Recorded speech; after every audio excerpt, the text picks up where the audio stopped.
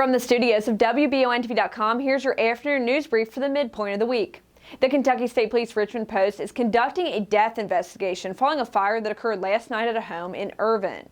KSP Post 7 was contacted by Estill County 911 requesting assistance with the investigation after the Irvine Fire Department located human remains while extinguishing the fire on Covey Road. The remains have been taken to the state medical examiner's office in Frankfort for an autopsy, and the cause of the fire remains under investigation.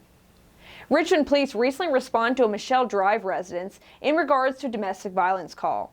When officers arrived, they made contact with the victim who was standing outside of the home. They advised police that the suspect, Elijah Souter, would not come out of the house. The victim went on to say that Souter had struck them in the back of their head and neck while they were holding a child. Authorities could not observe any physical injuries, but the victim stated that they were in pain. After making numerous attempts to contact Souter, he finally exited the residence and told police that the victim had refused to communicate with him, which caused him tension and stress. He also admitted to striking the victim in the back of the head and neck. Souter was arrested and charged with fourth-degree assault for domestic violence.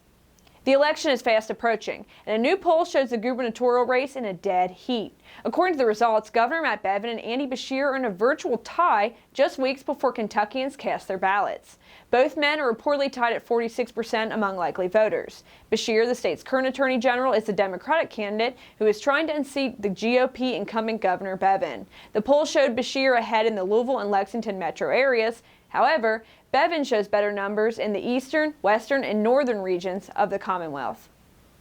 And WBONTV is gearing up for the Halloween season, and we decided to visit one of Richmond's most historic landmarks, the Irvine McDowell House. We spoke with the event programmer for Parks and Recs, Mason Chambly, who gave us all the details about the amazing, yet tragic history of the structure and the people that lived there. He tells us that multiple people died on the property, including a handful of children. Stay tuned to WBONTV for more spooky stories like this and watch the video, which is up now. For more stories such as these, always be sure to visit Richmond's very own WBONTV.com. I'm Marissa Hempel.